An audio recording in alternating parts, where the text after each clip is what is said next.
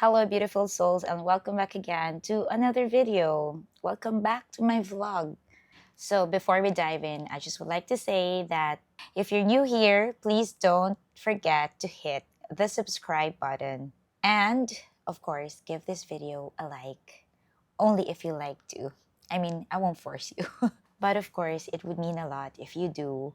And it helps me keep sharing stories like this. If you have been with me for a while again and have been following my journey, thank you as always. Thank you so much for all the support, and thank you so much for being a part of my journey. So before I share today's video, I just wanted to give you guys a trigger warning. I'm not sure if that's the right term for it, but yeah, some of the photos and the clips or videos that I will be sharing in here may be hard to look at for some of you. So viewer discretion is advised. I don't know how to call it, kadire, or I don't really know actually how to best describe it, but yeah, it's with regards to how I look like in my skin. So yeah, if you're curious, feel free to stay. So this isn't just about my cancer journey, and actually very few friends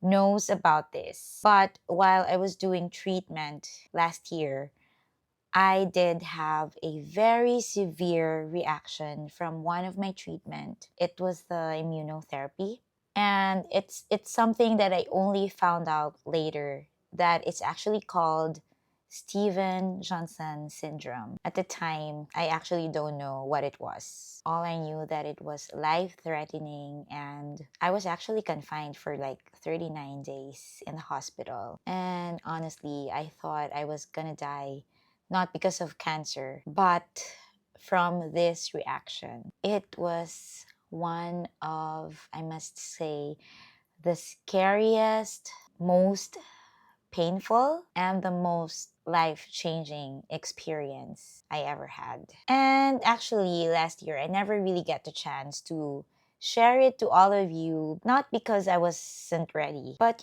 life just kept moving. But I guess this time is just really the right time for it. And it's technically my anniversary date from the onset of my symptoms. It exactly happened last August 20, but I got confined, I guess, about August 23, if I remember correctly. Yeah, but yeah, it's just along these dates. So happy anniversary to me. And it's funny how you guys would see me now with less mark on my face, but if you can see what's inside, I have so much mark inside my body, but I got lucky with my hand. And yeah, my arms have few of it. I don't know if you guys can see it. Yeah, but there, you guys can see. Wait, I'm drinking. Celebrate every breath. Okay, I just have to put here. But yeah, can you guys see that? So these are my marks. Still my marks, and it's a very good reminder for me. I have some. Actually have, but here is not much in my chest. And yeah, so now it's been a year, and I feel like it's just the perfect time to actually share this story. And looking back, I feel so proud of myself for surviving, for fighting. What a fighter I am. And for still finding reasons to smile, to smile through it all. I mean, oh my gosh, if you guys just knew what I've been through, wow. I mean, I don't know what to say. I'm just speechless again right now.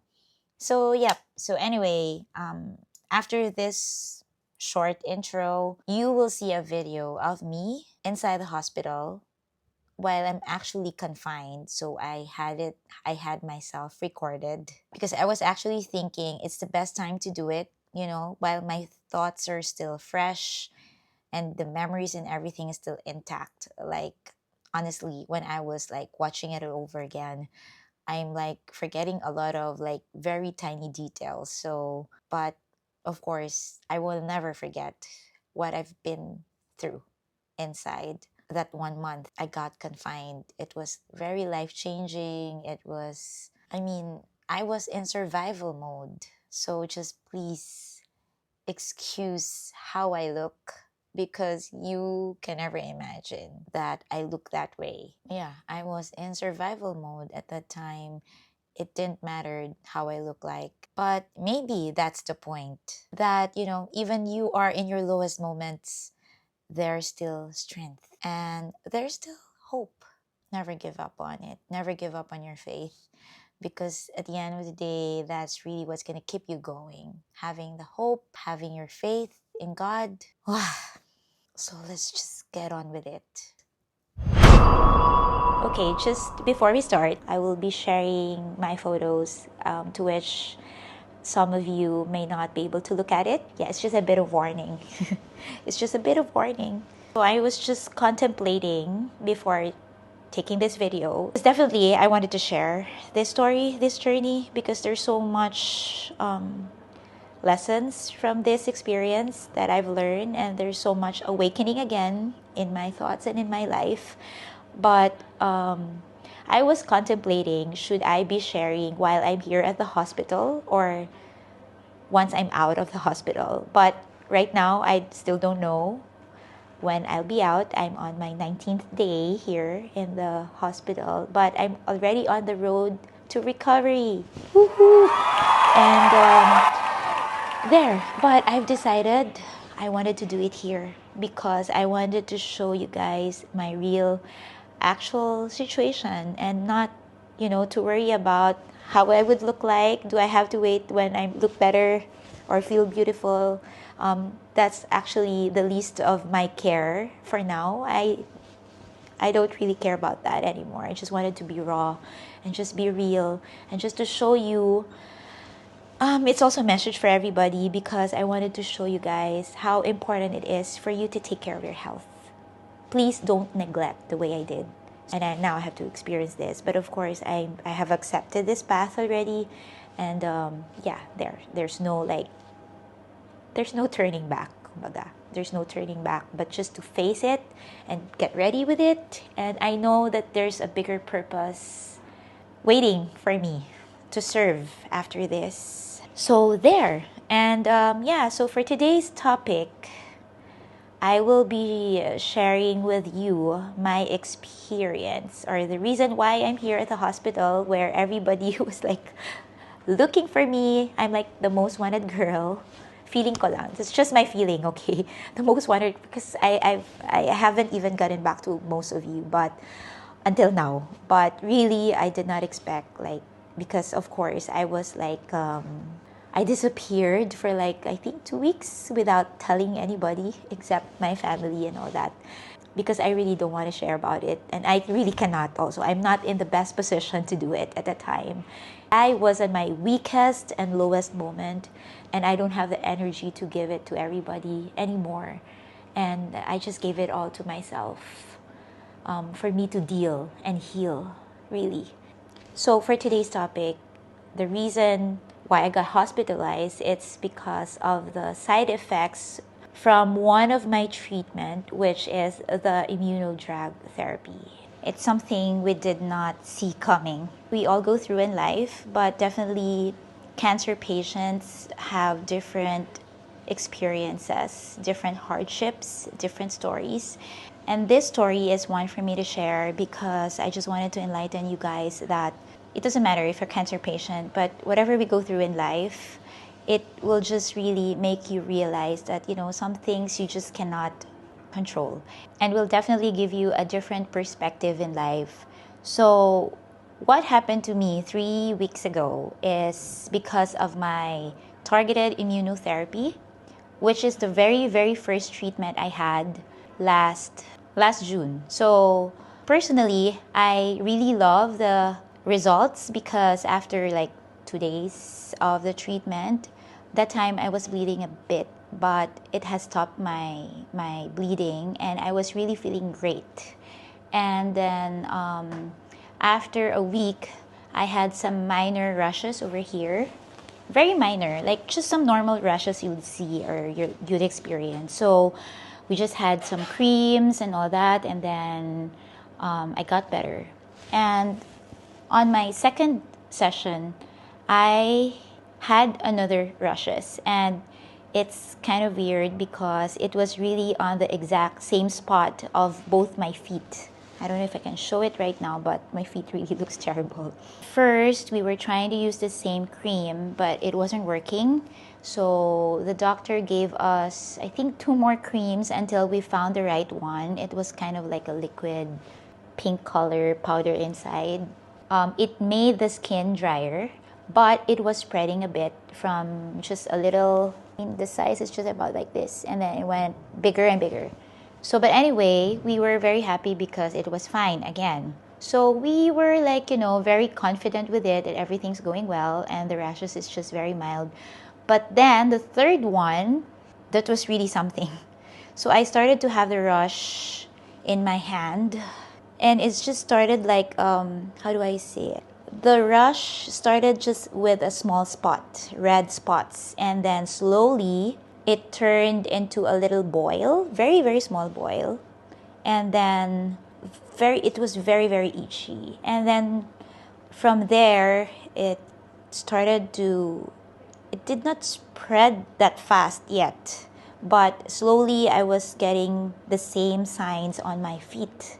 And then after a few days, the itch did not stop, and it was spreading very fast on my hands until it became painful.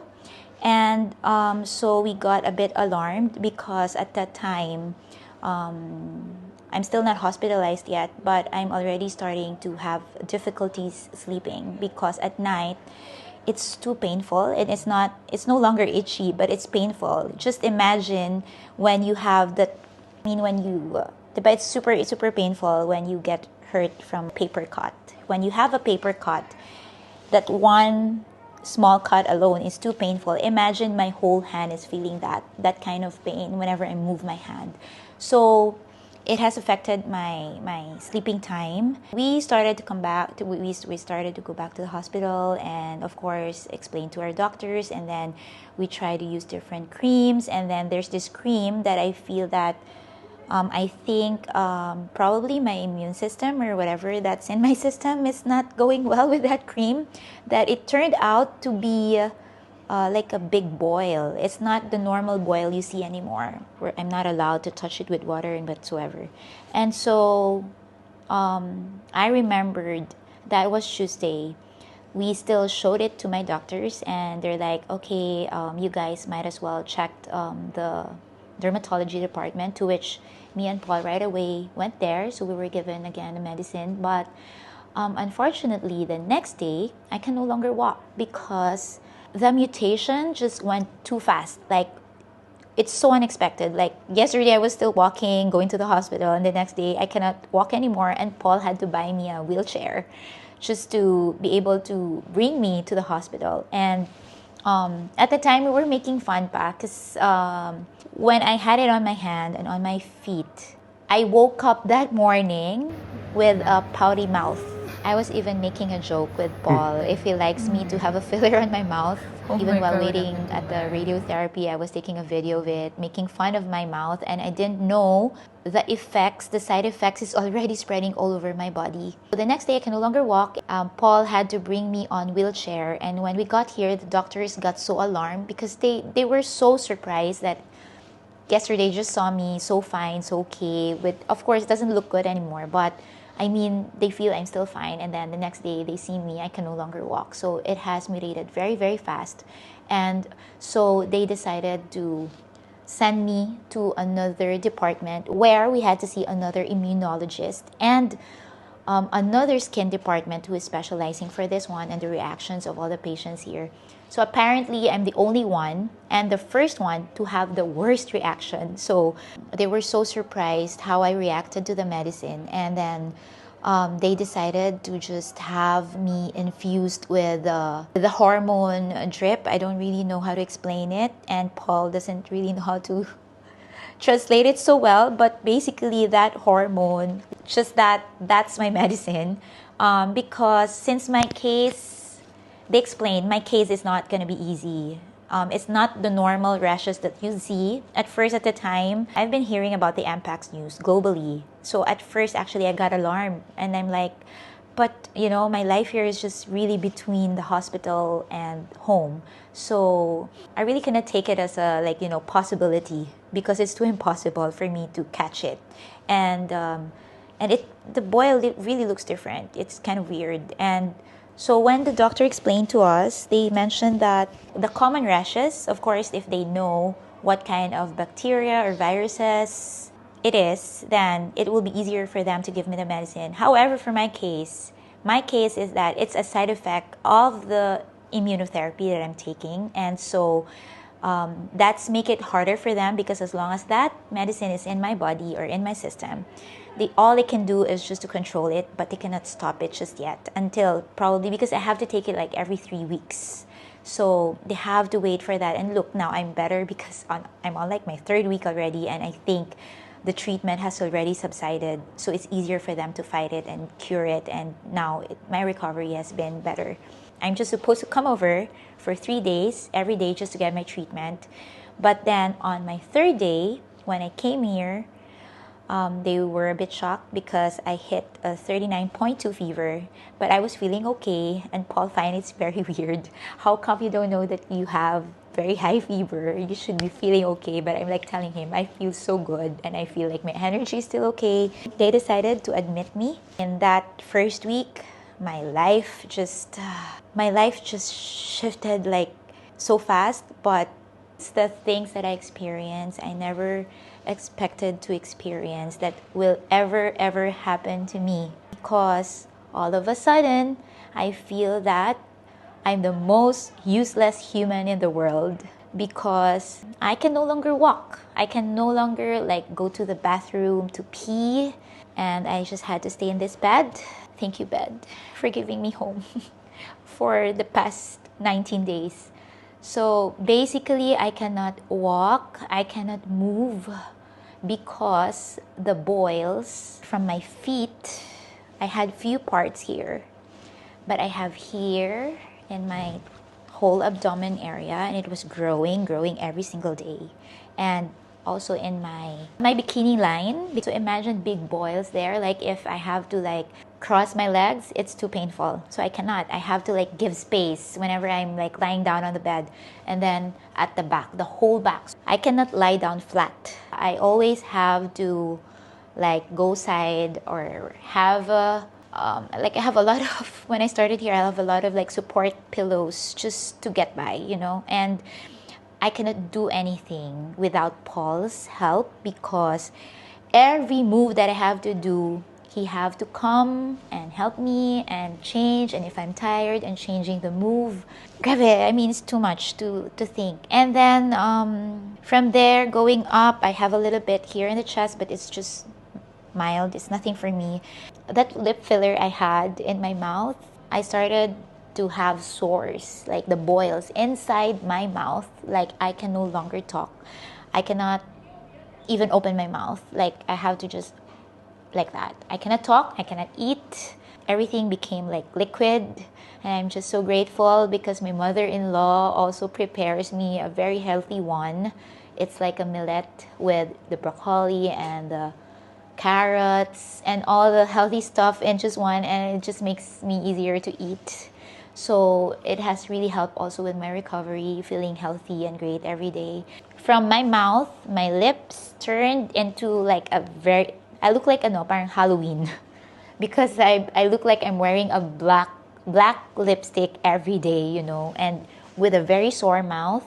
And then I had rashes all over my face. And the only one thing, I was very, very grateful because at least I got admitted here. So I was on strict monitoring. We were able to stop the spreading because the last stop was in my eyes. And during that 2 days, I was already feeling something here. Actually, I had two very, very small, like a pimple style. Yet, like I said, it has not grown yet to become a boil. But I'm already feeling sometimes I would have teary eyes.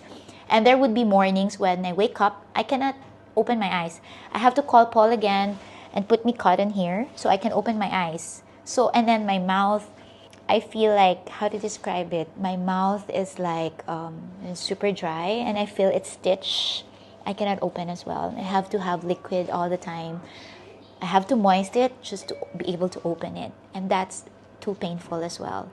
So that first week, I feel like I was fighting for something. I don't even know if I can make it because I was feeling all the itchiness, the pains, and I think the worst one is I feel very useless because first time in my life I felt I don't have any use, and if without Paul beside me, I'm nothing here. I was just literally breathing. I cannot explain enough like how hard it is pala to feel that way. Like you cannot do anything you wanted to eat, you cannot eat, you cannot touch something. I cannot hold my phone.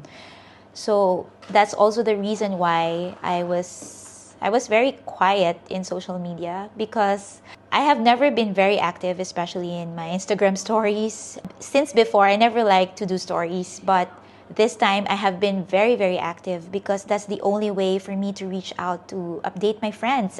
They would tell me, if you updated your stories, we'll feel good because we know what's happening to you. We know that you're fine. We know that you're okay. So sometimes 2 days or 3 days I'm quiet, I would receive a lot of messages already. Hey, are you okay? Of course, I know they're so worried because it's just me and Paul here and I'm very, very far away from home. But yeah, so at that time, I also didn't want to really share because I'm in a very, very bad situation. Not to think about even how I looked.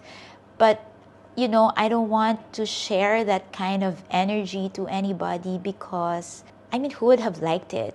But same time, I'm really not allowed also because I really cannot use my phone. I cannot hold anything. And then this one came into different stages. From that burn, the boils became so big. The water that's inside is not even a water. It's my protein in the body. So that's why they don't want me to also they don't want to forcefully open it. But then when the boil was growing, the doctor started to use an injection to sip it. And it was very painful. And I have to endure that every single day. And every time they put a medicine and everything, I was so much in pain. And I had a lot of sleepless nights. And to the point that even my pain reliever cannot stay for more than one. I think the maximum that it can protect me is just for 2 hours the most.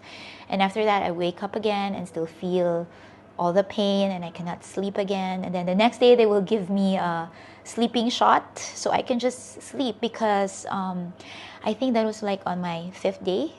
My immune system went down. Slowly, every day we're getting bad news. Hey, your sodium is low. You got to take some salt. The next day, hey, your protein is so down. It's way below the normal level. You have to take more protein because it's also one of the side effect of the medicine that I was taking. It's going to affect that was calcium pala, sorry. That was calcium. So my calcium is getting low and I have to really, make sure that I have enough calcium because it's one of the side effects of one of my medicine. And then the worst one, so every single day they would always my blood pressure is low and everything like that. But the worst one that really got me super, super paranoid was when Paul told me, you might get a blood transfusion tomorrow or the next day or whatever. And I'm like, why? And he said, because you're already on the borderline. And I'm like, what's the borderline? And he said, below 80, then they need to give you a blood transfusion because you're very low already in blood. And I'm like, so what's my number? And he said, 80. So, it's just one number away and I will get my blood transfusion. And I told him, no, I'm not going to let that happen. So that time I was actually doing a lot of self-pity already. I had a lot of reflections because since I got here, guys, how I posted all my positivity because it's really real. I'm so I'm feeling strong. I'm feeling great. even though, it's not an easy journey, but I really try to keep my energy very high. And it's also even the very first time I heard from Paul that he said he misses me smiling and, doing all the dancing, crazy stuff, just to feel happy, even though I'm going through things. But this is the very first time that he saw me. Like every day, I'm just like crying because it's just really hard. And I realized sometimes you also need to be vulnerable. You cannot always be strong. Let life teach you, the things that you have to learn. And I'm just very, very grateful because Paul took care of me. See, I really become a crybaby since I got here in the hospital. I know it's never easy, but it's also one thing that I wanted to share even to like other cancer patient, because we came across one here, and the first thing she told us was that she got so used to do everything for her family, and that now she's not happy because she cannot do anything. But sometimes we just need to learn, the balance of life is to give and receive and receive and give. And this time is my time to receive. And Paul has been giving me a lot of support and love. And for this longest time, I haven't seen him showing me like, bad attitude or whatever. He's just always giving me smile every day. And it's been it's a rough ride, it's never easy, especially for him. He's not used to this, but it's not even about there's no choice, because he has his parents here and other friends who offered to help, but he wanted to take care of me and do everything literally, like aside from moving over the bed. He takes care of you guys saw that in my stories. He took care of my hair. First time he learned about the dried shampoo. He never knew there's such a dried shampoo that exists because he takes a bath every day. And of course, he's a guy. And then he basically put me into my bowel movements every time I pee in the bed and everything. And I have to wipe my ass literally. And I was like kidding because he haven't done that with the boys. And now he has he has a baby girl now that he needs to take care. And my hair today, he's been learning fast. For 3 days now, he's been tying it. And he's very good at it already.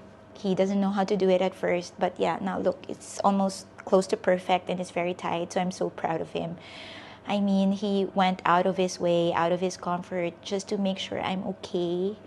And I think that's also one of the things that had helped me, because whenever I feel super down and I've been feeling so much pity for myself, I would look at him and I would say, if you can fight for yourself, fight for him, because he's fighting for you. Everything that happened, I'm just so grateful. He brushed my teeth every day, feeding me the food. And the good news now is that I was at the brink of like giving up actually. And though I did not question anything yet, but I was like, I'm so tired. I got very tired of fighting every day for every pain, every pain that I have to endure, and for all the self-pity I was feeling for myself that, for the first time in my life, I'm not in control, basically. I'm not in control. And one day it just woke me up that, like I said, whenever I look at Paul, I have the most reason to fight. And of course, it's like, I'm trying to see the light of it. I'm trying to understand why I have to go through this. And it has shown me, like, I wouldn't have this if I cannot make it. And I'm just like so proud of myself. Like after that 1 week, when I was like feeling all right, and so I had a lot of realizations at the time, then I came to understand that most probably I have to understand or experience more of this for me to share here through this channel. Just to share a message that sometimes you don't know, like when you thought you're so brave, you're so strong. Because really, before my treatment, I already had all the mind setting, mind resetting.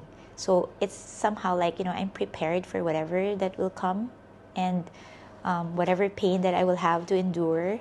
I was so prepared for it, but this one, I'm so not. And it's very unexpected that I will have, I mean, it's just a simple rashes, but it turned out to be a very bad one. Like, after the boil, every single day that the doctor had to release it using the injection, and how painful it was. And I have to endure that every single day and every single night, the pain. And it goes through different stages. Like after they remove the boil, it got too painful, like super painful. Like I feel that I had burned. And yeah, look at this now. Now it's healing. What you guys see, it may look so weird and creepy, but this is the best feeling I ever had, because it's already on the healing stage and it's like peeling already. You can see my skin from inside. But if you guys saw the at the most craziest look, you wouldn't even want to look at it. That's why I never shared about it, because I don't want to affect anybody. Like, I was already having so much self-pity for myself, and I don't want others to pity me, So I'm like, maybe one day I'll just be sharing what really happened to me. But more of that also is, and the other day, that today's Tuesday, and the other day, I was able to walk a little. So I was also trying to be brave, even if it's so hard. I'm trying to take baby steps. So every day I would try to exercise, move my hands around, because before this hand is just like this. I cannot move anything. It's just like that. Now at least somehow I can use my phone. Whenever you see my stories, I'm doing like this, and the phone is just here basically. But now I can touch my phone, but not for too long. I still have to put it somewhere out there and just tap it. So it's one of the things that I have to really, accept for now. But I'm fine. I'm just very grateful, and I'm just so proud of myself that I was able to go through that. And I cannot even imagine, the strength I had and the faith I had, which really had helped me so much in terms of like my recovery. And of course, that strength in me to, find that strength again in me, because I lost it. And I was even talking about Paul. I was even talking to Paul. I just wanted to stop everything. And he's like, no, we cannot just give up now. And we have started this already. I'm like, I'm so tired. I'm so tired to fight it, because you feel the pain every day.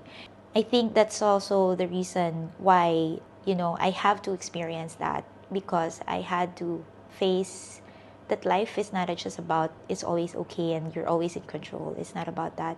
Some would tell me that, how will my hand or feet would look like after, and I actually told them I actually don't care even 1% how this would look like. Well, the old me would already plan by now that as soon as I get back to the Philippines, what will I be doing with all the whatever scar or what? I don't know what's gonna happen here. But right now, I couldn't care any less, because I said whatever mark, then that will remind me of this moment that I was able to conquer will remind me of how strong of a person I am. And that will make me proud. And that mark will always remind me of that pain about life. Because sometimes when you experience things, right, in our life, and then when everything's okay, we forget. So this time, you will always have a reminder that, you've been through this. And you should be proud of yourself that you were able to surpass it. Yes, and that's what I'm going to be feeling that day, every time. And I will also be able to impart to others, like, don't just give up. Don't just give up. To everyone who's going through this journey, same as I do, going through something, or even it's not cancer, whatever it is that you're going through, sometimes it's not only about ourselves, but also the people who loves us. Like a lot of people who cares for you, a lot of people who cares for me that I never imagined, would check me all the time, which is I'm like so grateful and blessed. And some of them is not even that close to me, but they just had so much care, and they got very worried because I wasn't updating anymore. So, you're also giving them peace of mind, but it's just that I cannot update everyone, and it's just not easy. It's too hard to update everybody all the same time. So it has really been helpful. It's just that, yeah, when I stop updating, and then there goes a lot of messages that they've been checking me out. So, but I'm very, very grateful for that. But I mean, you live life not only for you, but it's also for your loved ones, the people who care about you. So we have to always stay strong. That's my lighter note to whatever this is that happened. So I also wanted to say thank you to everybody who prayed for me, entirely praying for me. It has been very, very, very helpful. And I'm still on my way to recovery. I still don't know when I'm gonna be out of the hospital, but I think it's very soon, because that medicine that they gave me, you cannot just easily stop it. And just wait, after a few weeks or months, I will be gaining weight. One of the side effect is, for me, my face would get fatter and my abdomen. But I said, right now, all I care is just about my recovery. I don't want to look into my physical, look for now. It doesn't matter for now. And yeah, the most important thing is I will be able to recover. And I'm just so proud that yesterday I was able to start again my brachytherapy. It's another thing. It's another thing because of all my treatments, which I will be sharing also probably in another video. I'll be explaining all the treatments I had. I had 4 treatments here, and the brachytherapy is the least favorite because it's not nice, the feeling, and it's painful after. The past 2 weeks that I'm here in the hospital, it has been suspended, so because I cannot walk and everything like that, and my immune system is too low. And yesterday, because I was already trying to practice walking, even just baby steps, and so they said maybe I can do it already. And so when we got there yesterday, we had another surprise, because when the anesthesiologist saw my condition, he was like, I cannot give her anesthesia. So guys, just imagine, the last time, my first brachytherapy, they had to put 9 needles in my cervix. So they had to put 7 needles in my cervix and 2 in my bladder. And this time, they will be doing just the same thing without anesthesia. So because they explained that if I will have the anesthesia, it will compromise me a lot, and the risk is big because my immune system right now is still very low. And with my condition right now, I have the allergies with some drugs, right? So the doctor cannot give us hope, but just to have us sign a waiver that anything happens to me, they are not responsible for it. And I don't think something's going to happen to me. And they explained to Paul that the worst case that is going to happen, my heart would stop pumping and that they will have to revive me. And of course, my husband got so scared. And it's like, the doctor is also not giving me really a go sign. And they were just like talking to me that you're so brave and all that. And I'm like, yeah. But now I feel like I'm going to have a heart attack again. And I'm like thinking again, why do I have to experience this again? And so Paul left, and they asked him out, and I was left there, and I was like thinking, like, wow, another test. Just when I'm feeling all right, I was feeling so ready for that. I'm not looking forward for that treatment, but I was talking to myself the other day, like, just have it done so you can go home, you can finish all your treatment. And yesterday I have to think about it again, that why this again? And wow, it's like no anesthesia, and they'll be putting needles inside me down there. And yeah, I prayed hard. And I said, I know you won't give me this kind of test if I wouldn't make it. And I've been in so much pain for the past 2 weeks, so what else I can't endure? So you see, I have that courage in me now. I can pick that up. And also, I was thinking, I remembered there was one old woman patient we met also last time in the hospital. She mentioned that there were 2 sessions that she did not have also the anesthesia. And I told myself, she's very old, you're still young. If she can make it, you can make it. So I was just trying to put everything I can to give me that strength. And I prayed for more strength, for more protection, and for more that I won't feel any pain. And I felt good. I was so nervous when we were about to start. My doctor was just very good. She was trying to calm me down first before we started. Also, along the process, I don't know, I felt it was so magical. Because before that, I was actually praying, can I just have my miracle? Right here, right now, can I just have my miracle? That I'm fine, that I'm okay. But of course, I know it's not that easy, right? And, but I had my little miracle because that pain I was expecting is not as painful as the one I was expecting. And someone was like telling me, just do your breathing. And I was like doing my breath works. And it has helped me a lot, work out the pain. And you think after that, when they finish, I'm like, wow, I made it. I'm so proud of myself, although I'm still feeling something. But I was doing the breathe in, breathe out all the time until they had me out and go to the CT scan room. I was lining up there and I had my tears falling. And the time I was crying because, not because of the pain.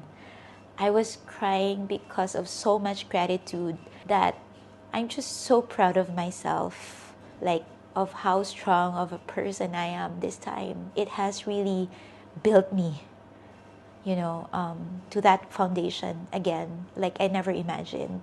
And I was crying like, I'm just so proud of you. I'm just so proud of you. I'm telling myself, you can do this. And so I was able to manage, having those needles inside me for the past 2 hours. And after that, I felt great. And I was just like, wow. And the most painful part is actually pulling it out. I don't know. I just felt there was some like magical thing that happened yesterday. And I think the message for me was trust. Just trust. We won't give it to you if you cannot make it. Just trust it. And I got the message and I was like very, very, very, very happy about it. And so just wanted to share this experience, to shed a light to everybody who's going through something that it makes you realize of your purpose in your life. Before I say goodbye, I just want to call the best husband in the world. Sorry, he's actually working. Because now he can actually have his free time because some of it, now I can move. I'm back to some of the normal routine, like standing up from the bed and moving around here. But sometimes he would still feed me, but now I can brush my teeth. I still cannot fix my hair. I still need help to change clothes from him, of course. And then, there are still limitations. But I just want to call... Laogong? Where's my Laogong? Don't be shy, Kay. No. Oh no, too tall. Here. You say hi to everyone. Hi. The best husband in the world. Too lucky to have him. Okay, I was telling him, he's perfect na. Only one thing is missing. Ano yan? Perfect ka na. Perfect. He's perfect na. Perfect na to take care of me in everything. Like really, guys, he leveled up like 1001% here in China. But there's only one thing he failed. What? My drip. He always forget. I always forgot. Yeah, he always forgot. Like now, it's almost done. He forgot again. And I cannot check. and I'm always the one to always call the nurse button. So there. So I'm also very grateful. I have a very good care from my doctors and the nurses here. I'm just so grateful to them. Everyone is my friend. And they really took care of me so well. So I think that's it. You want to say something? He left again. Waiting for... Okay, there. But he's busy right now. And I took so much of his time the past 3 weeks already. And I know it hasn't been easy for him because the things that he did here is really way out of his comfort zone. But, it's beyond responsibility of a husband. But it's really more of the love and care.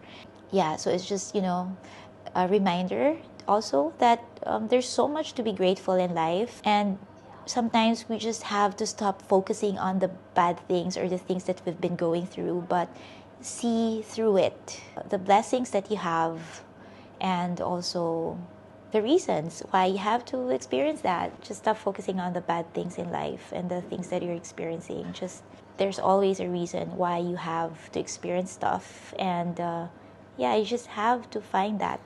Okay, so well, I also don't know what happened to my video, why I feel like I did not finish it and I cannot really remember so well. And it's really quite a lengthy video talk. And wow, I cannot imagine how I even got my energy all the time I was there in hospital and still recovering. And yeah, basically, I think that's one of my talent. I just keep on talking. But anyway, so I'm just inserting this last clip because I just wanted to share some thoughts with you. If I look back or looking back, I actually still cannot believe that, I made it 39 days there. And I just cannot really imagine being in that room. Actually, just being in that bed. Okay, so it's not 39 days, but it's almost a month of me just in that bed and with so much limitations with my movement because, you know, the um the boil is everywhere all over my body and I cannot lie down flat because I have a big one on my in my back like this big. I mean, I cannot just imagine how I went through that. Every single pain I have to endure all that. And also, I'm just very grateful that my husband Paul really took care of me, like literally in everything that I do. If I need to go to the restroom, he have to basically help me out in while I'm in the bed. So, and not only that, he has a lot of sacrifices while taking care of me, to which I will never and never, ever, ever, ever forget. But yeah, this experience actually taught me so much. It reminded me like how fragile life is and yet how strong our human spirit can be. Like for myself, um yeah, you guys must be so amazed how I'm able to actually surpass it, and you guys cannot imagine how strong I am, but I really had my downest moments. Like there were like 2 to 3 days that I'm so down, and I was really, I was trying to find my strength and I couldn't because I feel so useless, literally useless, because I cannot eat, I cannot move, I cannot touch anything, I cannot open my mouth. My eyes is in such a, I mean, my whole body is in so much pain, and I feel like, yeah, I'm literally useless. So, and it's really the very first time in my life I felt that.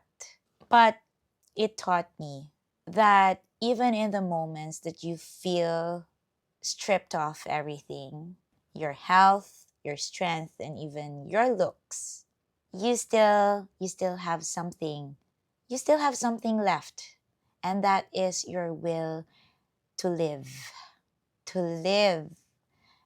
I had that moment when I told myself, if I cannot fight for myself, I was watching my husband walking past over me, giving me that smile, and knowing that he's actually very tired every day because I was very dependent on him physically, emotionally, and everything. But he never gave me such a bad mood, but instead, always giving them a happy look, that happy smile.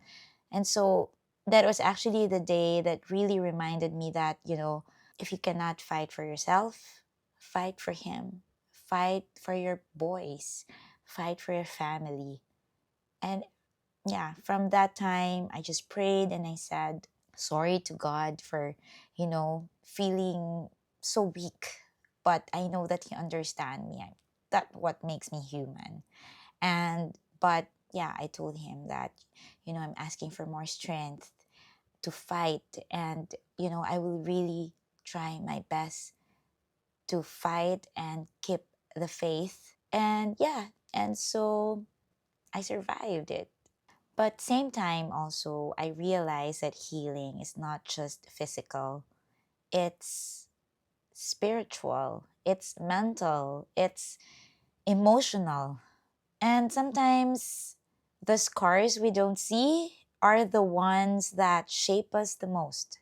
And if there's one thing I want you to take from my story, is that don't wait for life to remind you how precious it is. Celebrate every breath, celebrate every step, and your every chance to keep going. Wait, let me do that again. Celebrate every breath. Yeah. Tumblr available at www.celebrateeverybreath.com. Please support, guys, my project mission for cancer patients in need. So please support. I need your support. Thank you so much. Yeah, so I think that, you learned something from this, from all the realizations we have in life. So I think you learned something from this, and I'm just really happy that I finally get to share my story and this part of one of the most, I guess I can say, proudest moment that, if I'm at my weakest, I will always remind myself that I was able to survive this. And it makes me, go back to that feeling, fighter mode feeling. And yeah, so I just want to thank you guys for watching. And thank you for allowing me to share this vulnerable part of my journey. I hope that it gave you strength, it gave you a good life reminder, and it gives you strength for whatever it is that you are facing right now. Never give up, keep the fight, keep the faith, and always pray. He always listens. And if you're gonna be asking something from him, make it specific. Anyway, so yeah, that's it for now. And always, thank you. Thank you again for watching.